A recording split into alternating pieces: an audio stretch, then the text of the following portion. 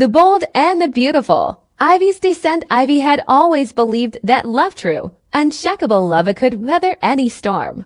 She had stood by Liam through chaos, heartache, and betrayal. When danger struck and everything fell apart, she was the one who rushed to his side. She gave him everything, her time, her care, her heart. Her devotion wasn't quiet or subtle. It was raw, consuming. She thought that maybe, just maybe, it would finally be enough to make him see what she had known all along, that she was the one who truly understood him, who could build a future with him. But Liam, with his unwavering sense of purpose and emotional confusion, shattered that illusion with a single sentence. The one I want is hope. The words didn't come gently. They came like a blade. Ivy stood there, her breath stolen, her mind racing.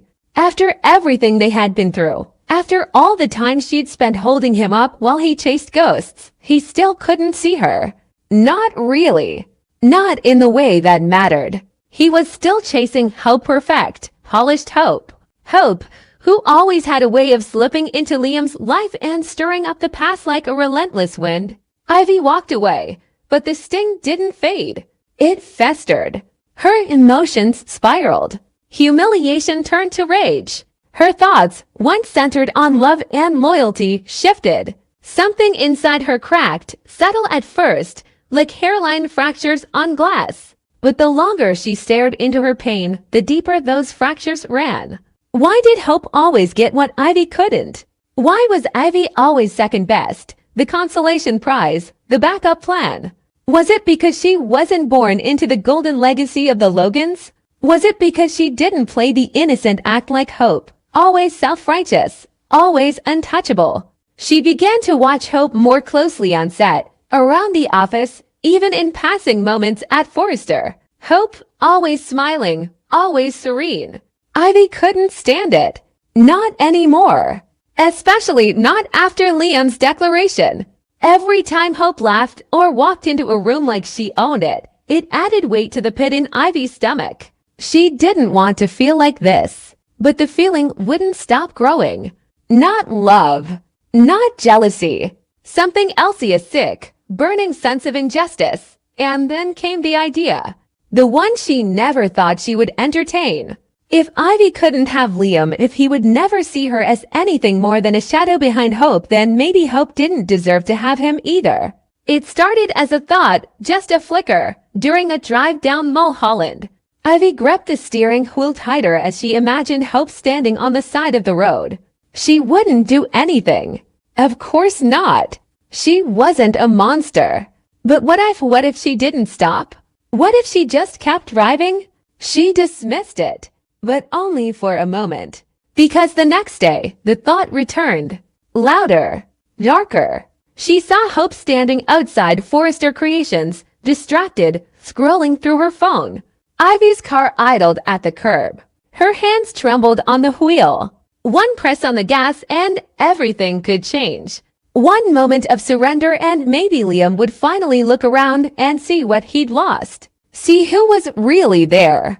Would it be revenge or justice? Ivy didn't know. All she knew was that the pain didn't leave. And neither did the idea. But she didn't do it. Not that day. It would have ended there. Could have. Should have. Until Ivy and Hope crossed paths in the underground parking garage. Hope didn't see her at first. Ivy had been sitting in the driver's seat, trying to breathe through the hurricane in her chest. Then she saw Hope's reflection in the rearview mirror. Walking. Talking on the phone. Smiling. That was it. Something inside Ivy snapped. She pulled out slowly, her eyes locked on Hope. This wasn't a plan anymore. It was a release. Hope turned. Her eyes widened. The phone slipped from her hand. Ivy's foot pressed the gas. Not hard. Not a full throttle. But enough. Hope tried to step back. Her hand shot out, touching the hood. Ivy swerved. Too late. The car clipped Hope's side, throwing her to the ground. Her head cracked against the concrete. Silence. The world stilled. Ivy slammed the brakes. Her pulse pounded in her ears. She jumped out, stumbling toward the motionless body on the ground. Blood was pooling beneath Hope's head. No, no, no, no. Ivy dropped to her knees, her hands shaking. She hadn't meant Tosh didn't want this. Not really. Not like this. This wasn't justice. This was something else. Something irreversible. Hope's eyes fluttered, just for a second. A gasp. Then nothing. Someone screamed. Security rushed in. Lights flashed. Ivy stood frozen, her mind blank. The moment stretched, warped, turned into a nightmare. At the hospital, Ivy waited. She couldn't leave, couldn't face Liam, couldn't face herself. Doctors came and went. No one spoke to her. No one met her eyes. When Brooke arrived, her fury was a silent storm. She didn't yell. She didn't need to. One look of disgust from her said everything. You did this. Liam showed up an hour later. He didn't ask what happened. He already knew. Ivy could see it in his face. Horror. Betrayal. A wall slamming shut. Hope survived. Barely. A fractured skull. Internal bleeding. The doctors weren't sure how long recovery would take, or if she'd wake up the same. Ivy sat in the waiting room for hours, replaying every second. The screech of tires. The look on Hope's face. The sound of her own breath catching in her throat. She didn't remember deciding to hit Hope, but she also didn't remember deciding to stop. That's what scared her. The police questioned her. Ivy told the truth mostly. It was an accident. She wasn't thinking. She was emotional. Distracted. The car slid. She panicked.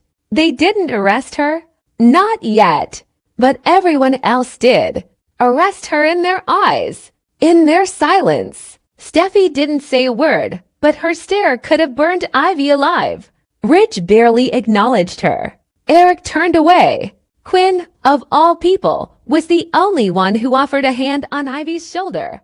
This family has seen worse, she whispered.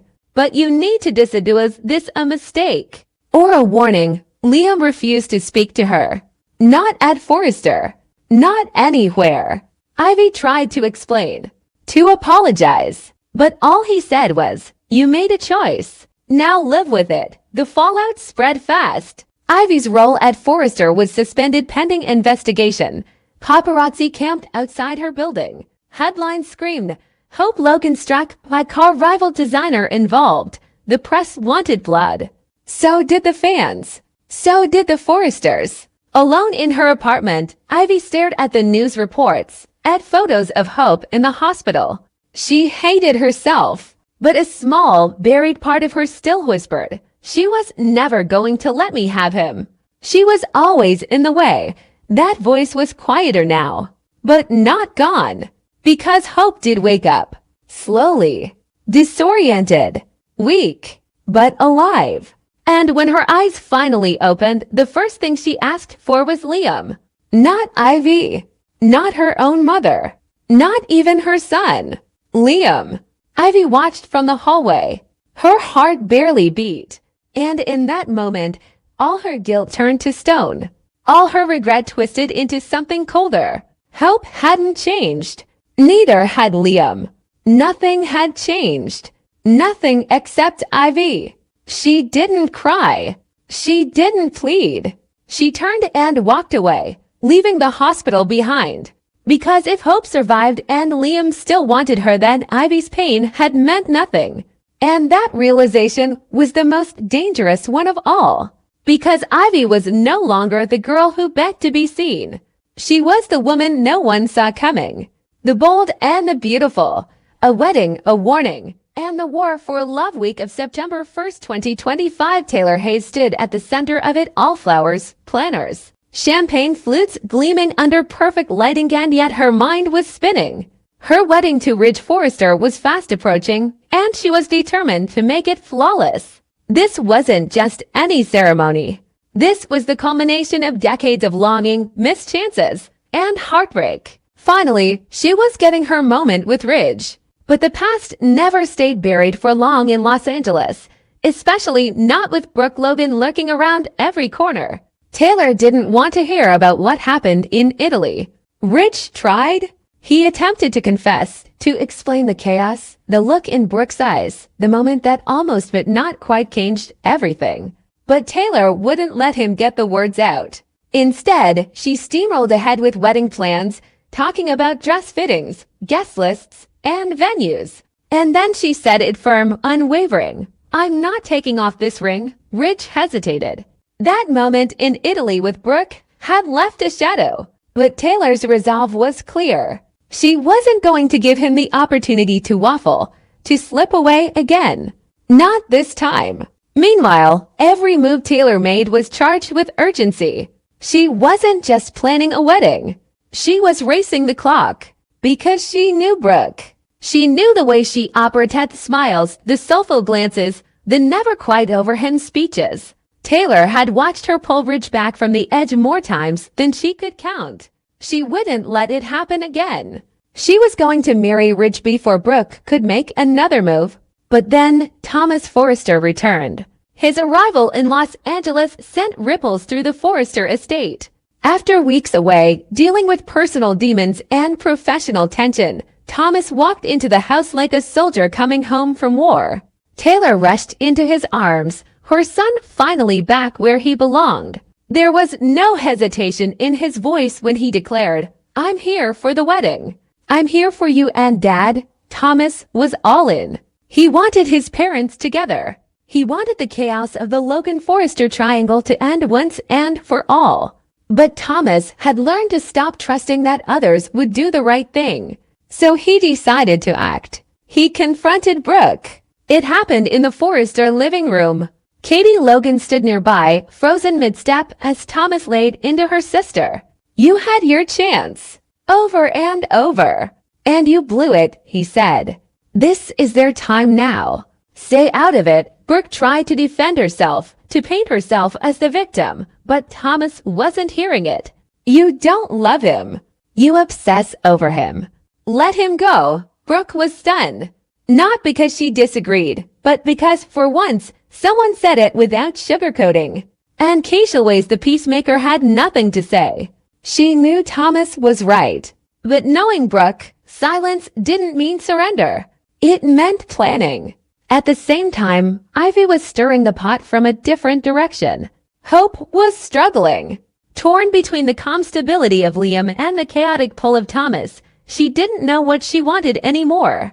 Ivy saw the cracks. She whispered in Hope's ear about Liam, how deeply he still loved her, how much he longed for their old life. She wasn't lying, but she wasn't innocent either. Her words were poison dipped in concern, designed to make Hope doubt everything.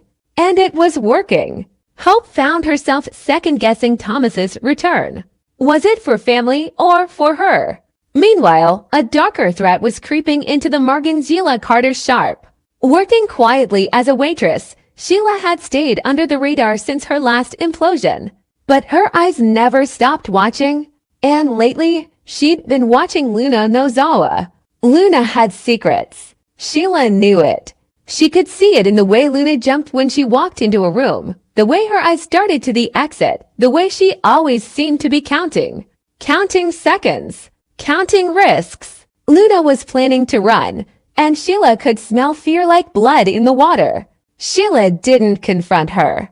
Not directly. Instead, she fed her information in drips, little truths wrapped in twisted logic. She made Luna feel like she owed her something. Like she couldn't leave without permission.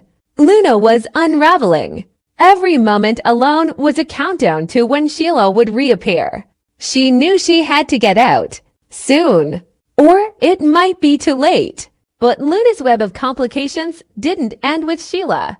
Because just days earlier, Luna had spent a night she would never forget with Will Spencer.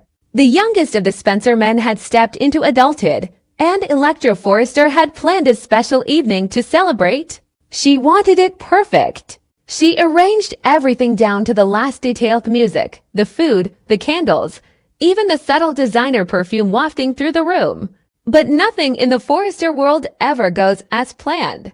Will had been haunted for days, not just by Electra, but by the shadow of Luna. He tried to shake the memory, to focus on the life in front of him. Electra was smart, charming, beautiful. She deserved his attention. But his thoughts kept circling back to Luna's look in her eyes, the feeling of something unfinished. Katie, ever the protective mother, warned him. That girl over she is just trouble. Forget her, Will promised he would. But promises meant nothing when Luna walked back into his life. She hadn't meant to. She was trying to escape, to keep her head down. But fate, and the twisted gravity of Los Angeles, pulled them back together. One glance, and everything came flooding back. Was Luna pregnant? It was too early to tell. But the question hovered in the air like a storm cloud, unspoken but undeniable. If she was, everything would change. Back at Forrester Creations, preparations for the wedding continued. Taylor doubled down on the details. Every moment not spent worrying about Brooke was spent obsessing over the guest list, the decor, the music. Reg watched her with conflicted eyes. He loved her. He did. But the weight of his past with Brooke lingered. He hadn't told Taylor everything. And the guilt gnawed at him. Hope drifted between men. Her heart split in two. Liam was steady, familiar. Thomas was fire and risk. Ivy whispered in her ear, nudging her back toward safety. But Hope had never been good at playing it safe. Brooke, wounded but defiant, plotted her next move. She wasn't going to let Taylor win. Not without a fight. Sheila waited, circling Luna like a vulture, pushing her toward a breaking point. Thomas stayed close to Taylor, shielding her from doubt, from distraction but quietly watching Ridge, waiting to see if his father would break again. Electra sensed something was off with Will. She smiled, laughed, played the part. But deep down, she knew she wasn't the only one in his heart. And Luna, caught between danger and desire, faced a ticking clock that would either free her or destroy her. The week ahead promises no peace. Only choices, consequences, and confrontations. Will Taylor make it down the aisle before Brooke strikes again? Will Sheila finally push Luna too far? Will Will uncover the truth about the woman he can't forget? And will Ridge Forrester finally choose or lose both women forever? One thing is certain. In Los Angeles, love is never simple. And no secret stays hidden for long.